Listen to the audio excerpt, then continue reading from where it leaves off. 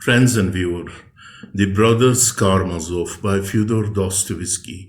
It is one of the best novel ever written in the history of literature. And also this is the magnum opus of Fyodor Dostoyevsky, The Brothers Karamazov. So Fyodor Dostoyevsky, it is the last novel, his novel. Beside this, Fyodor Dostoyevsky had written many other great novels like Crime and Punishment, The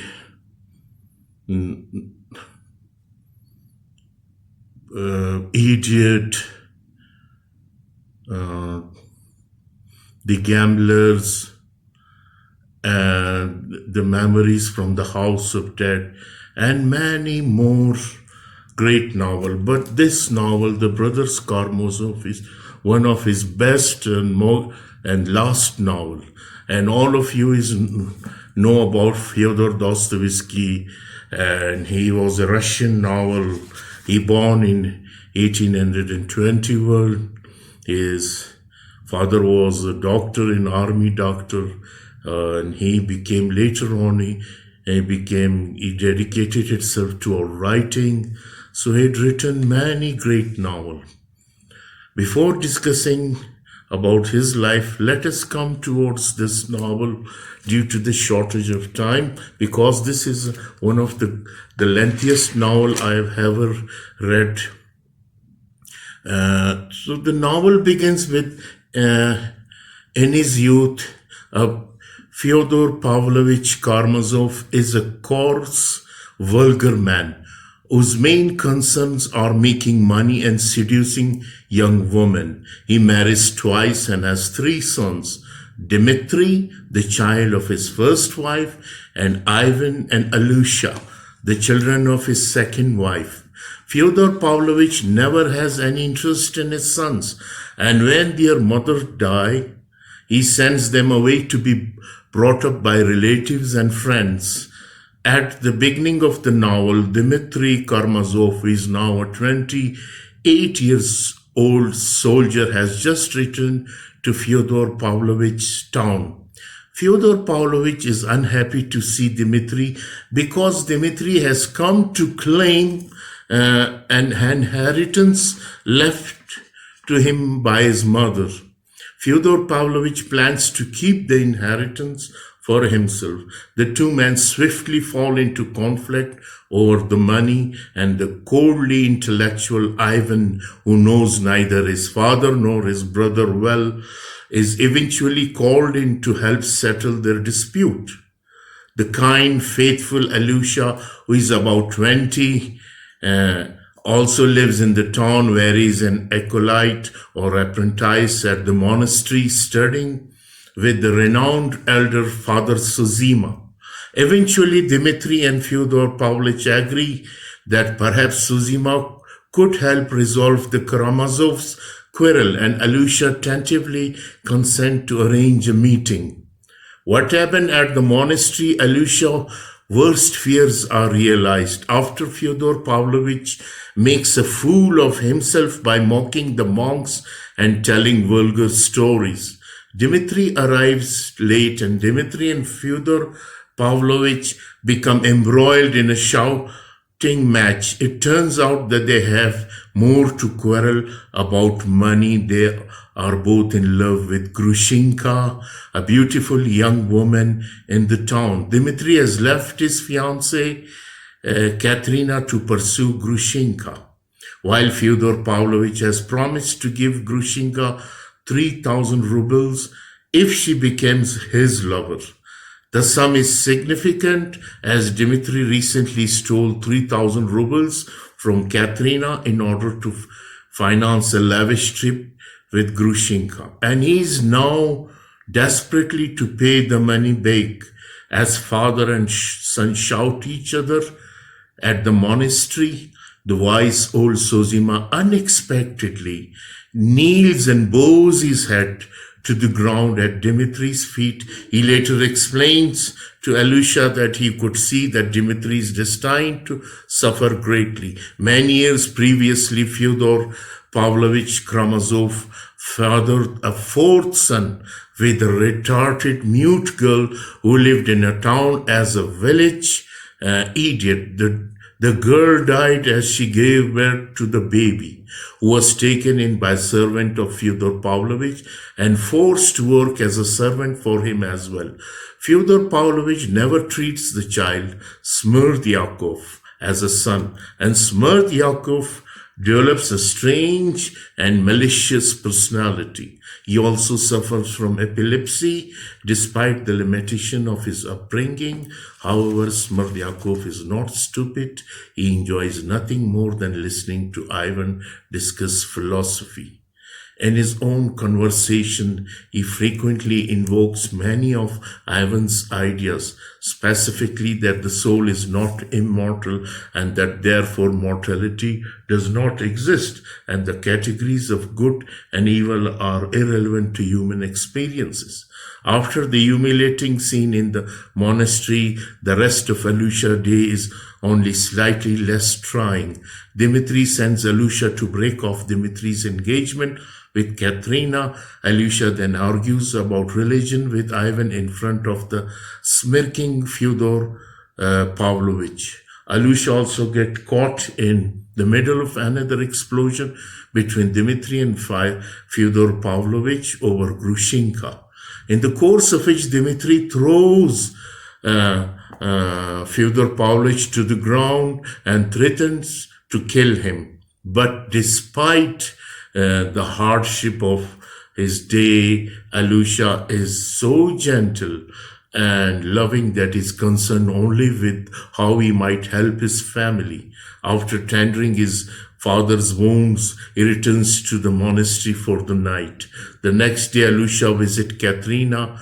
To his surprise, Ivan is with Katerina, and Alusha immediately perceives that Ivan and Katerina are in love. Alusha tries to convince them that they should act on their love for one another, but they are both too proud and cold to listen. Alusha has dinner with Ivan, and Ivan explained to him the source of his religious doubt. He cannot reconcile the idea of a loving God with the needless suffering of innocent people, particularly children. Any God that would allow such suffering, he says, does not love mankind. He recites a poem he has written called The Great Inquisitor, in which he accuses Christ of placing an intolerable burden upon humanity by guaranteeing that people have free will and ability to choose whether or not to believe in God. That evening, Alusha again returns to the monastery where the frail Zosima is now on his deathbed. Alusha hurries to Zosima's cell and arrives just in time to hear his final lesson, which emphasizes the importance of love and forgiveness in all human affairs. Zosima dies stretching his arms out before him as though to embrace the world. Many of the monks are optimistic that Zosima's death will be accompanied by a miracle, but no miracle takes place. If anything, Zosima's corpse began to stink more quickly than might have been expected, which is taken by Zosima's critics to mean that he was corrupt and unreliable in life. Sickened by injustice of seeing the wise and loving Zosima's humiliated after his death, Alusha allows his friend Rakitin to take him to see Grushenka. Although Rakitin and Grushenka hope to corrupt Alusha, just the opposite happens, and a bond of sympathy and understanding springs up between Grushenka and Alusha. Their friendship renews Alusha's faith, and Alusha helps Grushenka to begin her own spiritual redemption. That night, Alusha has a dream in which Zosima tells him that he has done a good deed in helping Grushenka. This dream further strengthens Alusha's love and resolve, and he goes outside to kiss the ground to show his passion for doing good on earth.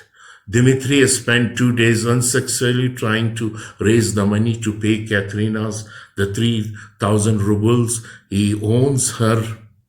No one will lend him the money, and he was nothing to sell. At last he goes to Grushenka's house, and when she is not there, he is suddenly convinced that she has gone to be with Fyodor Pavlovich. He rushes to Fyodor Pavlovich's house, but finds that Grushenka is not there.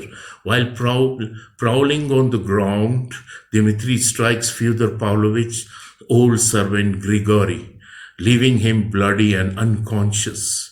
Then he flees, he returns to Grushenka's house and learns from her maid that Grushenka has gone to rejoin a lover who abandoned her servant several years ago. Dmitri now decides that his only course of action is to kill himself. But he decides to see Grushenka one last time before he does so.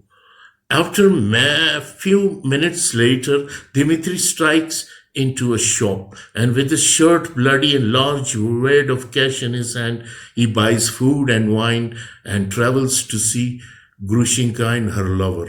When Grushenka sees the two men together, she realizes that she really loves Dmitri.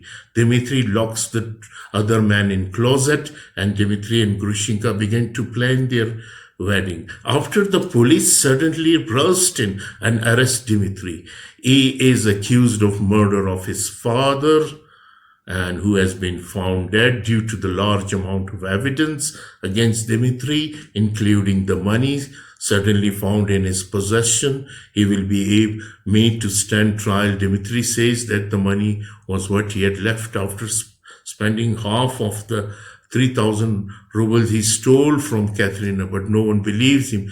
Dmitri is imprisoned.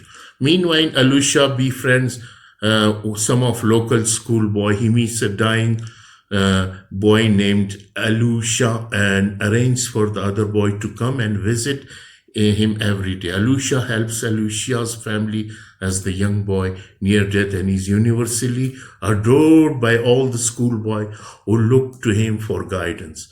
Ivan talks to Smerdyakov about Fyodor Pavlovich's death, and Smerdyakov confessed to Ivan that he and not Dmitri committed the murder. But he says that Ivan is not implicated in the crime because philosophical lessons Smerdyakov learned from Ivan regarding the impossibility of evil in the world without a God made Smerdyakov capable of committing murder. This statement causes Ivan to become consumed with guilt. After returning home, Ivan suffers a nervous breakdown in which he sees a devil that relentlessly taunts him. The apparition vanishes when Alusha arrives with the news that Smerdyakov has hung himself. At the trial, Dmitri case seems to be going well until Ivan is called upon to testify. Ivan madly asserts that he himself is guilty of the murder, throwing the courtroom into confusion. To clear Ivan's name, Katerina leaps up and shows a letter she received from Dmitri, in which he wrote that he was afraid he might one day murder his father. Even after the letter is read, most of the people in the courtroom are convinced of Dmitri's innocence, but the peasants on the jury find him guilty and is taken back to prison to await his exile in Siberia. After the trial, Katerina takes Ivan to her house where she plans to nurse him through his illness. She and Dmitri forgive one another, and she arranges for Dmitri to escape from prison and flee to America with Grushenka. Alusha's friend Alusha dies, and Alusha gives a speech to the schoolboy at his funeral in plain language. He says that he must all remember that the love they feel for one another and treasure their memories of one another. The schoolboys moved, give Alusha an enthusiastic cheer. So, ladies and gentlemen, this is the main story of the brothers Karamazov by Fyodor Dostoyevsky. Now come to the characters involved in this novel. The main character is Fyodor Pavlovich Karamazov, the father who is a cynical, immoral, depraved sensualist dedicated only to the fulfillment of his carnal desire. Dmitri, Mitya's oldest son, who develops an intense hatred for his father and who is convicted of murdering him. Ivan, the second son, who develops into the extreme intellectual and who questions all values of life. Alyosha, Alexei, the youngest son, who is deeply religious and who functions as the central figure in the novel. Smerdyakov, old Karamazov, illegitimate son, whose last name was assigned to him by Fyodor, whose first name are merely adopted. So Adelaida Karamazov, first wife and mother of Dmitri, Sofia Karamazov, second wife and the mother of Ivan and Alyosha, Andrei, the driver who takes Dmitri to his meeting with Grushenka, Trifon Borsovich, Fenia, many minor characters. Grushenka, the lady so-called loose moral who attracts the attention and consequent jealousies of Dmitri and Fyodor. Madame Holakov, Ilyusha, Kolya, minors Gerer, many minor characters, and as well as Father Sozima, the revered elder at the monastery and the spiritual guardian for Alyosha, whose teaching became central to all the ideas in the novel. So, ladies and gentlemen, Fyodor Dostoyevsky is born in Russia, and he had written many successful novels, and he gained a great fame in the history of world literature. Thank you very much for kind listening.